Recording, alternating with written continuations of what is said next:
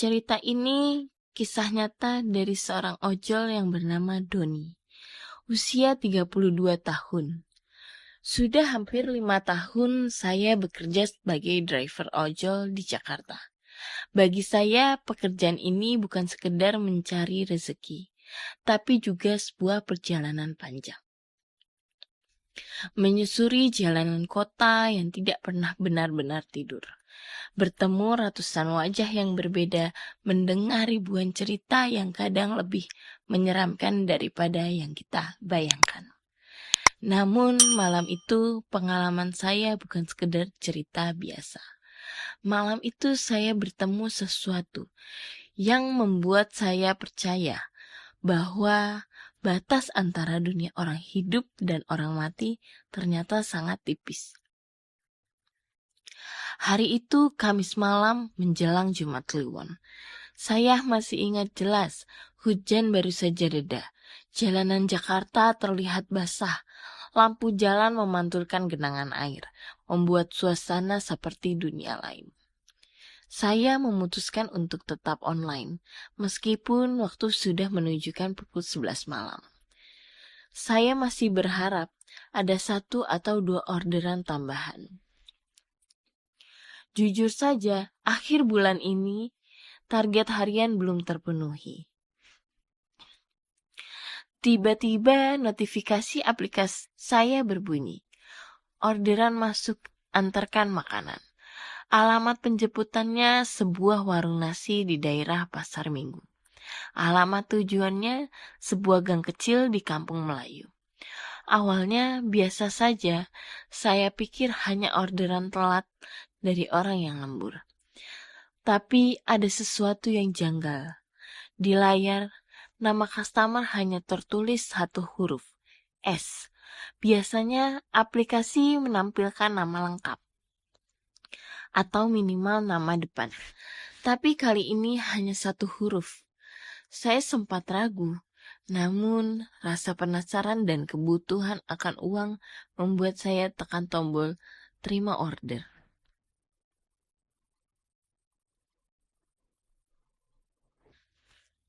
Saya melaju menuju warung nasi yang dimaksud. Saat sampai, warung itu sudah setengah tutup. Lampu redup. Hanya ada seorang ibu tua yang membereskan meja. Saya bertanya, "Bu, ada pesanan ojol atas nama S?" Ibu itu menoleh sebentar. Wajahnya pucat, lalu mengangguk pelan. Ia masuk ke dapur, mengambil sebungkus nasi dalam plastik putih, lalu menyerahkannya ke saya. Alamatnya ke Kampung Melayu ya mas? Tanyanya lirih. Saya mengangguk. Iya bu. Ibu itu sempat ragu lalu berbisik. Hati-hati ya mas. Kalimat itu membuat saya sedikit merinding. Tapi saya tidak banyak berpikir. Saya ambil pesanan itu lalu langsung meluncur menuju alamat tujuan.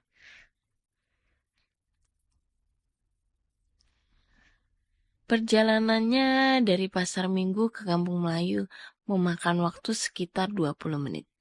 Jalanan mulai sepi. Hanya sesekali ada angkot kosong melintas.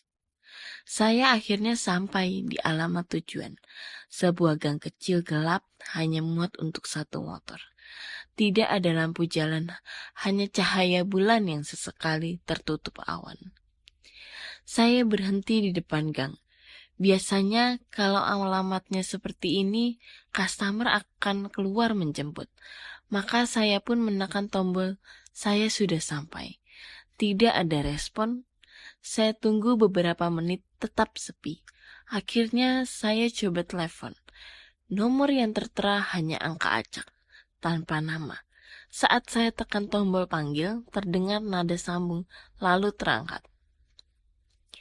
Halo, pesanan sudah sampai depan gang ya, kata saya. Suara di ujung sana pelan, serak, hampir seperti bisikan. Masuk saja sampai ujung gang. Saya menelan ludah, ada perasaan tidak enak. Tapi sekali lagi saya berpikir mungkin ini hanya perasaan saya saja. Toh saya sering mengantar ke gang sempit. Maka saya pun menyalakan motor perlahan masuk ke gang itu. Gang itu semakin sempit dan gelap. Di kanan kirinya hanya rumah-rumah tua berdinding tembok kusam. Sebagian catnya sudah terkelupas. Bau tanah basah tercampur dengan aroma yang aneh, seperti bunga melati yang terlalu menyengat. Di ujung gang ada sebuah rumah tua dengan pagar besi berkarat. Lampunya redup kekuningan, nyaris padam. Di depan rumah itu berdiri seorang perempuan. Ia mengenakan kebaya putih yang lusuh. Rambut panjang tergerai menutupi sebagian wajah. Dari jauh saya kira itu hanya ibu-ibu biasa. Tapi semakin dekat bulu kuduk saya berdiri. Ada yang tidak wajar. Perempuan itu tidak bergerak sama sekali. Hanya berdiri tegak sambil menunduk. Saya berhenti beberapa meter di depannya. "Permisi mbak, ini pesanan makanannya." Tidak ada jawaban. Saya ulangi lagi. Suara saya agak gemeter. "Mbak, ini pesanan ojol atas nama S." Perempuan itu perlahan mengangkat wajahnya. Saya membuku. Wajahnya pucat, matanya kosong tanpa bola mata. Senyumnya sangat lebar, terlalu lebar untuk manusia biasa. Saya mundur, tangan saya gemeter hebat. Plastik berisi makanan hampir terjatuh. Perempuan itu tiba-tiba melangkah maju, pelan tapi pasti. Suara kakinya tidak terdengar sama sekali, seolah ia melayang. "Mas, masuklah, sudah ditunggu." Suaranya lirih, tapi menggema di telinga saya.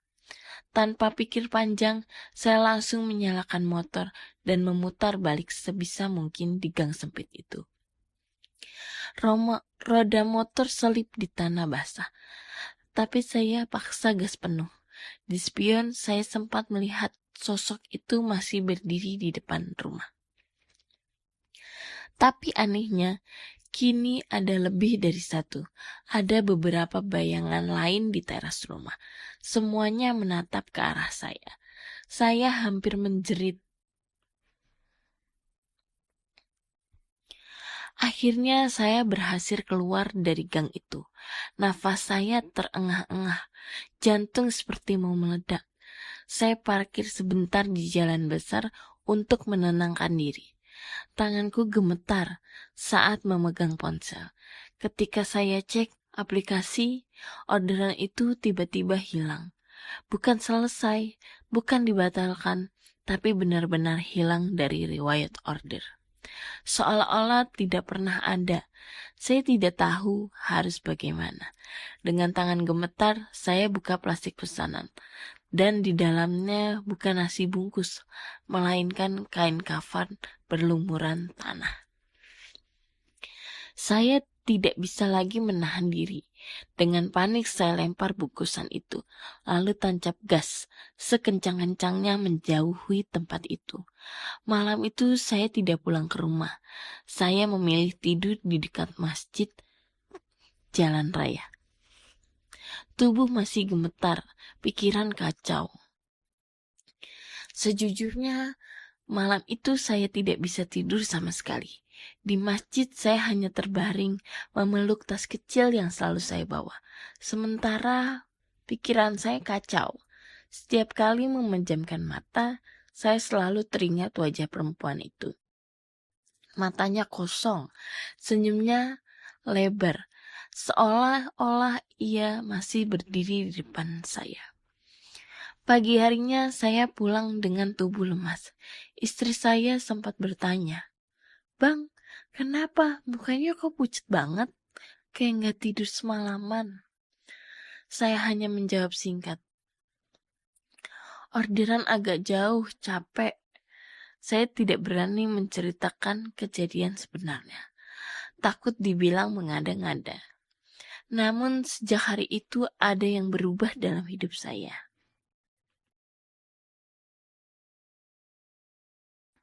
Sore harinya saya kembali narik.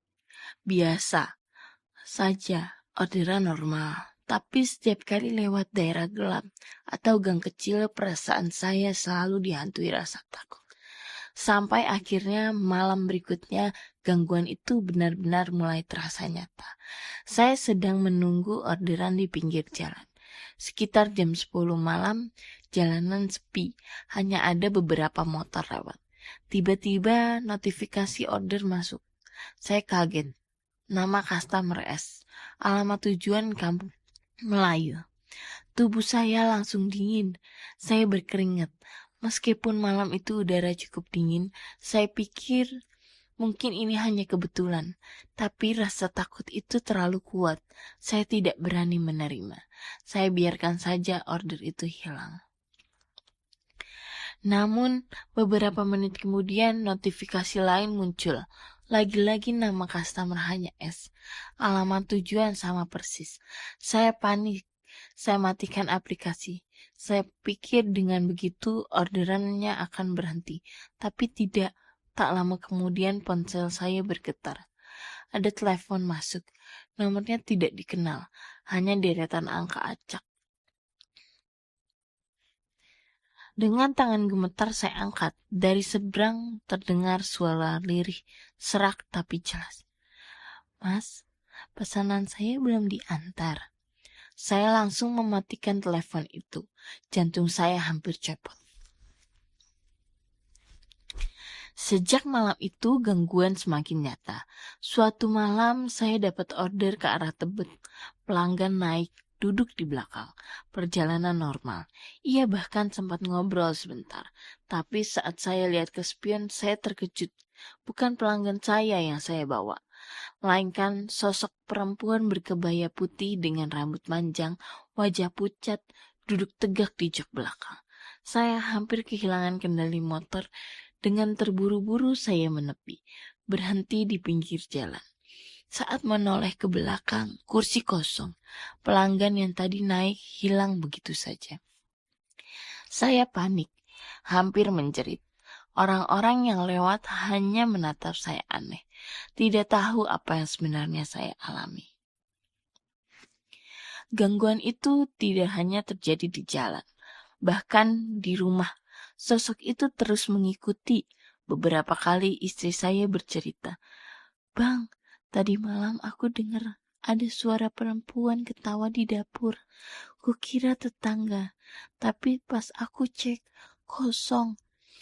Anak saya yang masih kecil usia 5 tahun juga sering menunjuk ke pojokan kamar sambil berkata, "Ada tante pakai baju putih."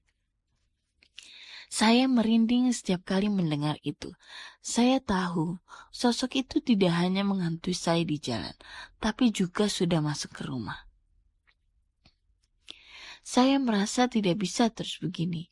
Saya harus tahu siapa sebenarnya sosok ini. Maka saya kembali ke warung nasi di Pasar Minggu, tempat pertama kali saya mengambil order itu.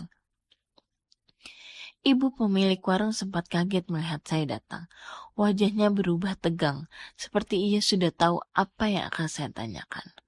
"Bu, waktu itu saya ambil orderan atas nama S. Siapa sebenarnya?" tanya saya dengan suara bergetar. Ibu itu terdiam lama, lalu menunduk. "Mas, sebaiknya jangan dicari tahu," katanya lirih. Saya memaksa, "Tolong Bu, saya diganggu terus. Saya harus tahu." Akhirnya ibu itu menghela nafas panjang, lalu bercerita. Beberapa tahun lalu ada seorang perempuan muda yang tinggal di kampung Melayu. Namanya Saraswati, biasa dipanggil Sari. Ia dikenal cantik, ramah, tapi hidupnya penuh penderitaan. Sari bekerja di warung itu, membantu ibu pemilik warung. Suatu malam, ia pulang sendirian, melewati gang sempit menuju rumahnya. Namun, ia tidak pernah sampai. Keesokan paginya, warga menemukan tubuhnya di ujung gang, tepat di depan rumah tua kosong. Sari ditemukan meninggal dengan kondisi mengenaskan. Wajah pucat, mata melotot, bibir tersenyum kaku. Yang aneh, di tangannya ia masih menggenggam bungkusan nasi dari warung tempat ia bekerja. Sejak saat itu, banyak warga mengaku melihat sosok perempuan berkebaya putih di gang tersebut. Mereka percaya arwah Sari masih gentayangan, menunggu sesuatu atau seseorang. Saya terdiam mendengar cerita itu. Tubuh saya gemetar. Napas terasa berat. Bu, jadi maksudnya orderan malam itu... Ibu itu mengangguk pelan. Iya mas, sejak meninggal, kadang ada ojol yang tiba-tiba dapat order aneh. Katanya itu cara arwah Sari mencari jalan pulang. Dan kalau ada yang sudah menerima pesanannya, biasanya akan terus diganggu. Saya hampir tidak bisa berkata apa-apa. Rasanya kaki saya goyah, kepala berputar. Malam berikutnya gangguan itu mencapai puncaknya. Saya baru pulang sekitar pukul 1 dini hari. Rumah gelap, semua sudah tidur. Saya rebah di kasur, berharap bisa tidur meski hati gelisah. Tiba-tiba saya mencium bau melati yang sangat menyengat. Dari pojok kamar, saya mendengar suara bisikan. Mas, pesanan saya sudah sampai. Saya menoleh dan di sana di pojok kamar yang gelap berdiri sosok perempuan berkebaya putih itu. Rambutnya menutup wajah, tapi senyum lebarnya terlihat jelas. Saya menjerit, bangun dari kasur, tapi tubuh saya seolah terpaku, tidak bisa bergerak. Sosok itu perlahan mendekat, suaranya bergema di telinga. Mas, antarkan aku pulang. Saya mencoba membaca doa, berteriak, tapi mulut saya seperti terkunci. Mata saya hanya bisa melihat sosok itu semakin dekat. Tiba-tiba saya merasa ada tangan dingin yang menyentuh bahu saya. Dan dalam sekejap, ruangan di sekitar saya berubah. Saya tidak lagi berada di kamar rumah saya, melainkan di dalam gang gelap itu lagi. Di ujungnya rumah tua berdiri dengan pintu terbuka lebar. Dan di depan rumah itu sosok Sari berdiri, menatap saya dengan senyum mengerikan. Saya berdiri di gang itu. Udara dingin masuk. Bau tanah basah tercampur aroma melati yang sangat menyengat. Di depan saya rumah tua itu terbuka. Pintu kayu berderit perlahan, seakan mengundang saya masuk. Dan di depannya sosok Sari berdiri, kebaya putihnya lusuh. Wajah pucatnya semakin jelas diterangi cahaya bulan. Senyumnya tidak berubah, terlalu lebar, terlalu aneh untuk manusia. Tapi di balik senyum itu saya bisa merasakan kesedihan yang dalam. Saya berusaha berteriak, tapi suara tidak keluar. Kaki saya seperti ditarik untuk melangkah maju. Mas, suara itu bergema, lirik tapi jelas. Tolong antarkan aku pulang. Tanpa bisa melawan, tubuh saya berjalan perlahan menuju rumah tua itu. Setiap langkah terasa berat, seperti ada ribuan tangan tak kasat mata yang menahan. Saat saya melewati pagar berkarat, angin dingin menusuk tulang. Di dalam rumah, suasana lebih mencekam. Cat dinding mengelupas, debu tebal, dan ada noda hitam di lantai yang entah apa. Saya bisa merasakan ada sesuatu di rumah itu. Bukan hanya Sari, ada banyak, terlalu banyak. Suara bisikan terdengar dari setiap sudut ruangan. Kadang terdengar seperti tawa, kadang seperti tangisan. Sari melangkah ke dalam, lalu menoleh pada saya. Tangannya yang pucat terulur. Ayo mas. Tiba-tiba di ruang tengah rumah itu saya melihat sesuatu. Sebuah meja kayu tua dengan foto berbingkai yang sudah kusam. Saya dekati dengan gemetar. Di foto itu jelas terlihat wajah seorang perempuan muda. Wajah yang sama dengan sosok yang berdiri di depan saya sekarang. Itu Sari. Namun di foto itu ia terlihat berbeda. Matanya hidup, senyumnya tulus, tidak seperti sosok menyeramkan yang menghantui saya. Saat menatap foto itu, tiba-tiba saya mendengar suara lirih di telinga saya. Bukan suara serak menyeramkan, tapi suara perempuan muda, lembut, penuh kesedihan. Aku tidak pernah benar-benar pulang malam itu. Tolong antarkan aku. Saya terdiam. Untuk pertama kalinya, saya merasa bahwa gangguan ini bukan semata teror. Ada pesan yang ingin dia sampaikan. Saya mencoba berbicara, dan kali ini suara saya bisa keluar. Sari, apa yang kamu mau? Kenapa kamu ganggu saya? Sosok itu menunduk, lalu perlahan wajahnya berubah. Senyum lebarnya hilang, berganti dengan ekspresi sendu. Aku hanya ingin pulang, tapi tidak ada yang mau mengantarkan. Tidak ada yang mendengarkan. Saya teringat cerita ibu pemilik warung. Sari ditemukan meninggal di depan rumah ini, dengan nasi bungkus masih tergenggam di tangannya. Seolah ia masih berusaha pulang, tapi tidak pernah sampai. Mungkin itu sebabnya ia terus memesan ojol. Mungkin itu sebabnya saya yang terpilih. Namun, sebelum saya bisa melakukan apapun, suasana di rumah itu mendadak berubah. Angin berhembus kencang, pintu menutup keras, dan suara-suara aneh semakin keras. Dari balik dinding, bayangan hitam bermunculan, puluhan, bahkan ratusan. Wajah mereka kabur. Tubuh mereka hanya berupa siluet. Mereka bergerak mendekat seakan ingin menyeret saya. Saya panik. Sari menoleh pada saya. Wajahnya kembali berubah menyeramkan. Matanya kosong, senyumnya lebar. Mas, jangan pergi. Temani aku di sini. Saya berteriak sekuat tenaga, memohon, membaca doa yang saya ingat. Tubuh saya bergetar hebat, seperti ditarik kedua arah berbeda oleh kegelapan di rumah itu dan oleh sesuatu di luar yang memanggil saya. Tiba-tiba saya mendengar suara azan subuh, samar-samar dari kejauhan, dan dalam sekejap semua menghilang. Bayangan-bayangan itu lenyap, suara bisikan berhenti, dan rumah tua itu perlahan memudar.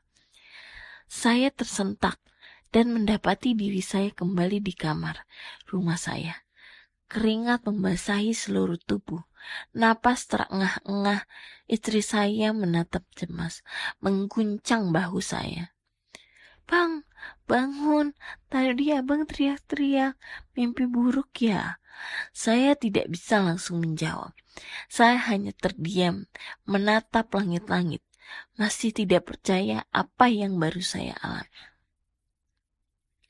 Beberapa hari setelah itu, saya memutuskan untuk mendatangi makam Sari. Dengan bantuan ibu pemilik warung, saya akhirnya tahu letaknya. Makam itu sederhana, di pinggir TPU kecil dekat Kampung Melayu. Nisan putihnya sudah agak kusam, namun masih terbaca jelas. Saraswati, 1996-2019. Saya berdiri lama di depan makam itu. Angin berhembus pelan, bau bunga melati samar-samar tercium. Dengan suara bergetar saya berkata, Sari, maafkan saya.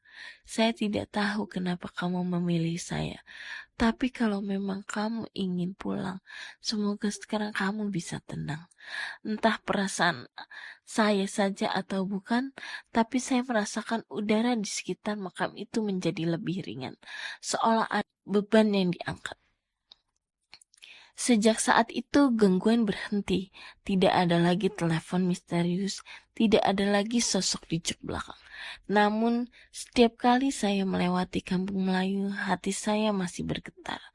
Saya selalu mempercepat laju motor, menghindari gang itu sebisa mungkin. Kejadian itu mengajarkan saya satu hal. Kadang di balik gangguan yang menyeramkan, ada jiwa yang sebenarnya hanya ingin didengarkan. Sari bukan hanya hantu yang menakutkan. Ia adalah seseorang yang terjebak antara dunia hidup dan mati, menunggu seseorang yang mau mengantarkannya pulang. Dan entah kenapa, saya yang terpilih saat itu. Sekarang, setiap kali saya mendengar orderan dengan nama aneh atau alamat yang samar, saya selalu berhati-hati. Saya tidak pernah lagi mengambil order di malam Jumat, apalagi yang mengarah ke gang sempit tanpa penerangan. Namun dalam hati kecil saya ada bagian yang masih merasa bersalah. Karena di malam itu mungkin Sari hanya ingin satu hal sederhana, ditemani pulang. Dan saya dengan ketakutan saya sempat meninggalkannya begitu saja.